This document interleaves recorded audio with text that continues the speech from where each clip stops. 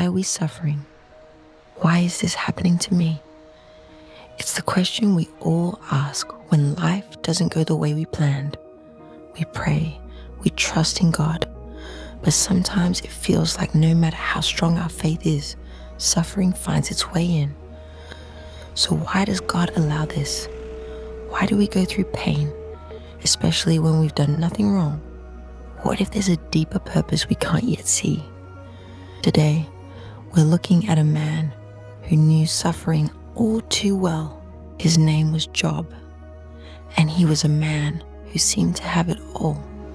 He was wealthy, respected, with a large family, and above all, deeply faithful to God. But in an instant, all of that was taken away. Job's world was turned upside down, and he had no idea why. We all go through seasons where everything seems to fall apart, where we feel blindsided by loss, grief, or hardship. Maybe it's an unexpected diagnosis or a financial collapse that leaves us feeling like the ground beneath our feet has disappeared. Job was faithful, and yet he suffered deeply. That's the part we wrestle with, the idea that even when we do everything right, life can still be painfully unfair. But what if Job's suffering, like our own, held a purpose? What if God wasn't absent in those moments but working through them in ways we can't yet understand? When Job lost everything, he cried out to God. He wanted to understand why this was happening to him, and for a while, there was only silence. No immediate explanation, no visible reason for his suffering. It's in these moments of silence, when we're left alone with our pain, that we begin to question everything. Does God even see what I'm going through? Does he even care? But here's the part we often miss. Job's suffering wasn't a punishment. It wasn't because he had sinned or fallen short. In fact, Job's faithfulness was never in question. And that's the same for us. Sometimes, in the middle of our deepest pain, God is doing his most important work. He's refining us, drawing us closer to him, building a faith that can't be shaken. But how can we see the blessing when the pain feels unbearable? One of the hardest parts of suffering is the silence. Job experienced it firsthand.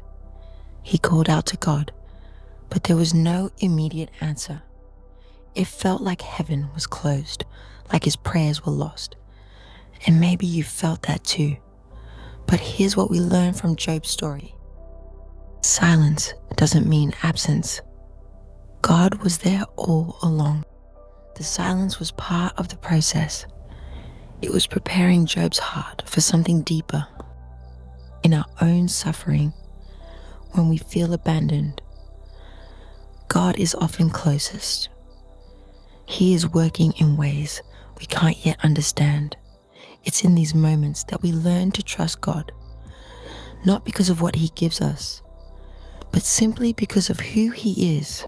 Job's story takes a powerful turn when God finally speaks. After all the questions, all the doubt, and all the silence, God reveals himself. But instead of giving Job a detailed explanation for his suffering, God shows Job something even greater, his infinite power and wisdom. You see, God doesn't always give us the answers we want, but he gives us what we need, a glimpse of his greatness, his love, and his purpose. Job realized that his suffering, though painful, was part of a much bigger picture. The same is true for us. Sometimes, the purpose behind our pain is beyond our understanding, but it's through these trials that we come to know God more deeply. We learn to let go of our need for control, our desire for easy answers, and instead, we find peace in trusting God's plan. Our suffering can become a pathway to a relationship with God that's built on trust, not just blessings. It refines us, strips away what's temporary, and leaves us with what truly matters, a faith that rests in the unchanging nature of God, even when the world around us is falling apart. And maybe that's the greatest purpose of all, that through our pain, we're brought closer to the one who holds everything together. So, why are we suffering? It isn't about punishment. It isn't because God has forgotten us.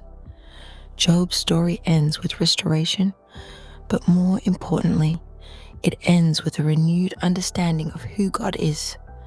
Job's faith was no longer based on what he had. It was rooted in who God is, his greatness, and his love.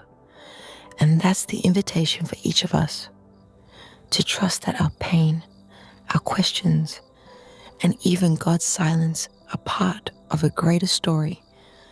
The suffering we endure may not always make sense, but we can hold on to the hope that God is always there, working for our good and his glory.